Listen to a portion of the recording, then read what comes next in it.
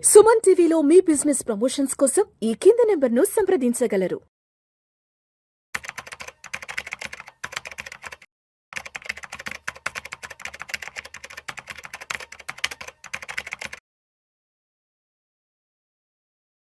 నమస్తే అండి, welcome to Suman TV. నేను మిల్ జగర్ధర్.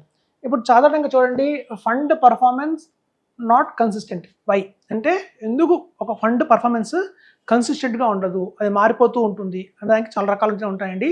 కొన్నిసార్లు ఆ ఫండ్ హౌసెస్లో పనిచేసే ఫండ్ మేనేజర్లు రిజైన్ చేసి వేరే ఫండ్ హౌస్కి వెళ్ళిపోతుంటారు. ఎవరైతే ఒక ఫండ్కి బ్యాక్ బోన్గా ఉన్నారో అతను ఇంకో ఆ ఫండ్ మేనేజర్ కనుక రిజైన్ చేసి వేరే కంపెనీకి వెళ్ళిపోయినా, లేదా ఫండ్లో ఎలొకేషన్స్ ఉంటాయండి. Suppose for example flexi cap తీసుకుందాము. ఫ్లెక్సీ క్యాప్ అనగానే తెలుసు, కొంత mid cap, small cap, large cap అని ఉంటాయి. సో అందులో ఒక్కొక్క ఫండ్ హౌస్ ఎలొకేషన్స్ అని డిఫరెంట్గా చేస్తూ ఉంటుంది. సో మార్కెట్కి అనుగుణంగా ఆ ఫండ్స్ కొన్నిసార్లు టాప్లో ఉంటాయి, కొన్నిసార్లు బాటంలో కూడా ఉంటాయి.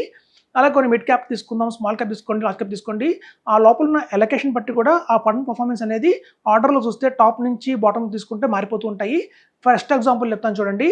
2018లో కనుక మీరు తీసుకుంటే 2018లో మీకు ఎవరైతే మ్యూచువల్ ఫండ్స్లో లాంగ్ బ్యాక్ నుంచి ఇండస్ట్రీలో ఉన్నారో వాళ్ళకే బాగా అర్థమవుతుందండి. ఇది కొత్తగా వచ్చిన వాళ్ళకి ఇది అంతగా అర్థం కాకపోవచ్చు. వాళ్ళకి 2028కి వచ్చేసరికల్లా అర్థమైపోతుంది. ఇంకో 3 years ఆగితే ఎవరైతే 2023లో ఎంటర్ అయ్యారో స్టాక్ మార్కెట్లోకి ఆర్ మ్యూచువల్ ఫండ్స్లోకి, వాళ్ళు ఎప్పుడైతే ఓపెన్ చేసి కనుక ఇన్వెస్ట్మెంట్ చేయడం మొదలుపెట్టారో వాళ్ళకి తెలుస్తుంది 2028లో ఈ డిఫరెన్స్ ఏంటి అనేది. ఇప్పుడు నేను చెప్తాను మీకు. 2018లో ఏదైతే ఇండియాలో నెంబర్ 1 ఫండ్ అనుకున్నామో ఆ ఫండ్ మనకి చూస్తే అందరూ ఇన్వెస్ట్ చేశారు, చాలామంది రికమెండ్ చేశారు, డిస్ట్రిబ్యూటర్స్ అందరూ కూడా హల్చల్ చేశారు. ఆ ఫండ్లో చేయండి చాలా బాగుంది, చూడండి రిటర్న్స్ అని చెప్పి. అలా టాప్లో ఉన్న నెంబర్ 1 పొజిషన్లో ఉన్న ఫండ్ కాస్త 2023 వచ్చేసరికల్లా బాటంలోకి వెళ్ళిపోయిందండి. ఇది చాలా బాటంలోకి వెళ్ళిపోయింది. 21 పొజిషన్ అంటే చూడండి, 1 నుంచి 21 అంటే అసలు టాప్ 10లో కూడా కంటిన్యూ అవ్వట్లేదు. అలాగే నెంబర్ 2 పొజిషన్ తీసుకుందాం. అంటే 2018లో ఏదైతే ఫండ్ ఇండియాలో టాప్ 2లో ఉందో ఆ టాప్ 2 ఫండ్ కాస్త మనకి 9th పొజిషన్కి వెళ్ళిపోయిందండి. ఇది కొంచెం నయం, అట్లీస్ట్ ఆ టాప్ 10లోనే మెయింటైన్ చేస్తుంది. వేరస్ 4th పొజిషన్లో ఉన్న ఫండ్ కూడా అదే పరిస్థితి అండి, సేమ్ 16th ప్లేస్కి వెళ్ళిపోయింది. అయితే చూడండి, 2018లో ఏదైతే బాటంలో ఉన్నాయో 19th 18th పొజిషన్లో ఉన్నాయి ఈ ఫండ్ హౌసెస్లో అసలు ఇన్వెస్ట్మెంట్ చేయకండి, ఈ ఫండ్ హౌసెస్లో పెద్ద రిటర్న్స్ అయితే రావట్లేదు, డిసాస్టర్ ఫండ్స్ అనుకున్నవి. ఆ డిసాస్టర్ ఫండ్స్ అనుకున్నవి కాస్త మళ్ళీ 2023కి వచ్చేకల్లా నెంబర్ 1కి వచ్చిందండి. ఇది అల్టిమేట్గా అందరూ అనుకున్నారు, అయ్యో ఇన్వెస్ట్ చేస్తుంటే బాగుండేది, 2018 నుంచి అందులో పెట్టుంటే బాగుండేది అనుకున్నారు. అలాగే చూడండి, 18th పొజిషన్లో ఉన్న ఈ ఫండ్ కాస్త టాప్ 3కి వచ్చేసిందండి 2023లో. ఎవరు ఎక్స్పెక్ట్ చేయలేదు. సో అదండి మనకి ఏంటంటే ఫండ్స్ పర్ఫార్మెన్స్ అనేది మారిపోతూ ఉంటాయి. ఇప్పుడు మీరు అందరూ కూడా ఒక బుక్ తీసుకోండి, పెన్ తీసుకోండి, ఇవాళ ఇండియాలో ఉన్న బెస్ట్ ఫండ్స్ అన్ని రాసిపెట్టుకోండి. మళ్ళీ మీరు 2028లో చూడండి ఆ ఫండ్స్ అన్ని ఎక్కడ ఉంటాయో తారుమారు అవుతాయి. సో కాబట్టి బాటమ్ నుంచి అప్కి వెళ్తాయి, అప్ నుంచి బాటమ్కి వెళ్తాయి. సో మనం ఇన్వెస్ట్మెంట్ చేసేటప్పుడు చాలామంది అనుకుంటారు చూడండి, నాకు ఎప్పటికైనా బెస్ట్ ఫండ్స్ చెప్పండి, టాప్ ఫండ్స్ చెప్పండి అని చాలామంది మమ్మల్ని అడుగుతుంటారు, ప్రెజర్ ఇస్తుంటారు. చూడండి, టాప్ ఫండ్స్ అని వాళ్ళు ఇస్తారు, మొదలు పెడతారు, బాగానే ఉంటుంది. మనం ఇన్వెస్ట్మెంట్ చేసే రోజున టాప్ ఫండ్స్ అయ్యుండొచ్చు కానీ ఎప్పుడైతే మనం 10 years తర్వాత 15 years తర్వాత మన మెచ్యూరిటీ వస్తుందో, అంటే మన పిల్లల ఎడ్యుకేషన్ కోసం కావచ్చు, మన పిల్లల మ్యారేజ్ కోసం కావచ్చు, మన సెల్ఫ్ రిటైర్మెంట్ కోసం కావచ్చు, ఎట్లాంటి టైంలో అయితే మనం తీసుకుంటామో, విత్డ్రా చేస్తామో ఆ టైంకి ఇవాళ టాప్లో నెంబర్ 1లో ఉన్న ఫండ్ కాస్త బాటంలోకి వెళ్ళిపోతుందండి. అంటే మీరు ఫండ్ని మొదలుపెట్టినప్పుడేమో అప్ పొజిషన్లో ఉంది, తీసుకునే టైంలోనే డౌన్ పొజిషన్లో ఉంది. ఇవాళ మీరు ఏదైతే ఫండ్ అసలు వద్దు, ఈ ఫండ్ ఏం బాగాలేదు, అసలు రిటర్న్స్ లేవు, మార్కెట్ పెరుగుతుంది, అదేం పెరగట్లేదు, డల్గా ఉంది అనుకున్న ఫండ్ రేపొద్దున 2040కో 2035కో అది నెంబర్ 1లోకి వెళ్తుంది. మరి మీ కళ్ళ ముందు మీరు చూస్తుండగానే అది పైకి వెళ్తుంటుంది. సో ఇట్లాంటి చాలా అంబిగ్యూటీ అయితే మార్కెట్లో చాలా ఉంటుందండి. అందుకనే కూడా మనం కన్సిస్టెన్సీ చూడాలి. అది టాప్ 5 తీసుకోకూడదు, బాటమ్ 5 తీసుకోకూడదు. మీడియంగా ఏవైతే ఫండ్స్ ఉన్నాయో, కన్సిస్టెన్సీ ఇస్తున్నాయో అవి తీసుకోవాలి. Even 5th fund 6th fund అయినా పర్వాలేదండి. 6th ఫండ్ 6th ర్యాంక్ ఉన్నా, లేకపోతే 7th ర్యాంక్లో కంటిన్యూ అవుతున్నా, 10th ర్యాంక్లో కంటిన్యూ అవుతున్నా పర్వాలేదండి.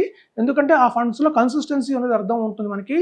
అందుకని వెళ్తే 2 అప్ లేదా 2 బాటమ్కి వెళ్ళిన ఫండ్స్లో కనుక మనం ఇన్వెస్ట్మెంట్ చేసుకుంటూ వెళ్తే అప్పటికి కొట్టేసోలు కాలేమని చెప్తున్నాను.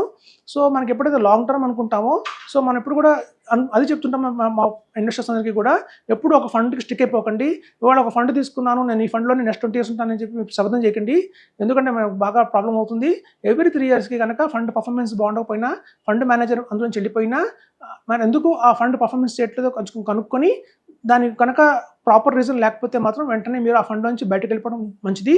అందుకేనండి ఇప్పుడు కొత్తగా మ్యూచువల్ ఫండ్స్ కంటే కూడా ఎస్ఐఎఫ్స్ చాలా పాపులర్లో ఉంటున్నాయి.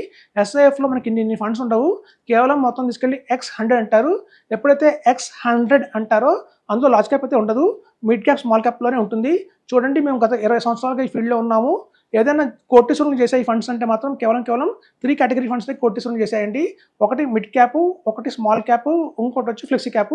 ఈ 3 తప్ప మిగతా అన్ని ఏవైతే ఉన్నాయో కాంట్రా అనండి, బిజినెస్ సైకిల్ ఫండ్ అనండి, ఇన్ఫ్రాస్ట్రక్చర్ ఫండ్ అనండి, లేకపోతే థీమాటిక్ ఫండ్ ఏమైనా సరే పెద్ద రిటర్న్స్ అయితే రాలేదండి. సో మన మల్టీ క్యాప్ ఇవన్నీ కూడా అన్నెసరీగా మనం పెట్టుకోకూడదు మన పోర్ట్ఫోలియోలో. ఈ mid cap, small cap, flexi cap ఈ 3 మిమ్మల్ని కోటీశ్వరులు చేస్తాయి. అందుకే ఎస్పెషల్లీ మనం చూస్తే ఎస్ఐఎఫ్స్లో మీకు ఎక్కడ కూడా ఇలా ఉండవండి, large cap, mid cap, small cap అని ఉండదు. X100 అంటారు, అంటే 100 కంపెనీస్ వదిలేసి 101 కంపెనీ నుంచి 500 కంపెనీస్ లోపల ఎక్కడైనా ఇన్వెస్ట్మెంట్ చేసుకోవచ్చు.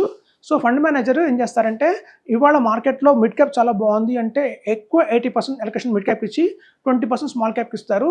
లేదు స్మాల్ క్యాప్ చాలా బాగా ఉంది, బులిష్గా ఉంది అంటే ఎక్కువ 80% స్మాల్ క్యాప్కి ఎలకేషన్ చేసి 20% మాత్రమే మిడ్ క్యాప్కి ఇస్తారు. అట్లా బ్యాలెన్స్ చేసుకుంటూ ఉంటారు మిడ్ క్యాప్కి, స్మాల్ క్యాప్కి. కొన్నిసార్లు 50% ఈక్వల్గా వెయిటేజ్ కూడా ఇవ్వచ్చు. సో అదండి, అందుకే ఎస్ఐఎఫ్స్ చాలా పాపులర్ అవుతున్నాయి. మనం మ్యూచువల్ ఫండ్స్లో ఎప్పుడైనా కంటిన్యూ అవ్వాలి అంటే కేవలం 10 lakhs వచ్చేంత వరకు మీరు కంటిన్యూ అవ్వండి. ఎప్పుడైతే మీ పోర్ట్ఫోలియో కనుక 10 lakhs దాటింది మ్యూచువల్ ఫండ్స్లో అంటే మీరు అమాంతం కనుక ఎస్ఐఎఫ్ షిఫ్ట్ అయిపోవచ్చు. లేదా మీరు 25 lakhs కనుక మ్యూచువల్ ఫండ్స్లో ఉన్నాయంటే 12.5 lakh దాన్ని 50-50 చేయండి. ఎస్ఐఎఫ్స్లో కొంత, మ్యూచువల్ ఫండ్స్లో కొంత పెట్టుకోండి. ఎప్పుడైతే మీరు గణనీయంగా రిటర్న్స్ బాగా పెరుగుతున్నాయి అన్నప్పుడు, ఒక 1 crore దాటింది అన్నప్పుడు పిఎంఎస్లో కూడా ఎలకేట్ చేయండి. డైవర్సిఫికేషన్ అంటే అర్థం ఏంటంటే mid cap, small cap, large cap, thematic fund, balance advantage fund, multi cassette fund అలా కాదండి. ఎలకేషన్ అంటే కొంత మ్యూచువల్ ఫండ్స్, కొంత ఎస్ఐఎఫ్, కొంత పిఎంఎస్ అలా డివైడ్ చేసుకోవాలి. మీ దగ్గర 1 crore ఉందంటే మాత్రం కొంత పిఎంఎస్లో పెట్టండి, కొంత ఎస్ఐఎఫ్లో పెట్టండి, కొంత మ్యూచువల్ ఫండ్స్లో పెట్టండి. అలా కనుక ఎవరైతే ప్లాన్ చేసుకుంటారో వాళ్ళకి బ్రహ్మాండ రిటర్న్స్ వస్తాయి. వాళ్ళు అనుకున్నట్టుగా గోల్ రీచ్ అవుతారు ఈజీగా అని చెప్తున్నాను. అదండి, మ్యూచువల్ ఫండ్స్లో చూడండి ఎప్పుడు కూడా ఫండ్ పర్ఫార్మెన్స్ కన్సిస్టెన్సీగా ఉండదు. మేము గమనించాము, ఏదైతే రాసామో ఇది ప్రూఫ్ ఉంది మనకి. ఇదే కనుక మళ్ళీ 2008లో చూడండి, 28లో చూడండి, మళ్ళీ ఫండ్స్ ఎట్లా వెళ్తాయో ఆ రోజు డిస్కస్ చేద్దాము. సో ఇదండి చెప్తున్నాను. Thank you.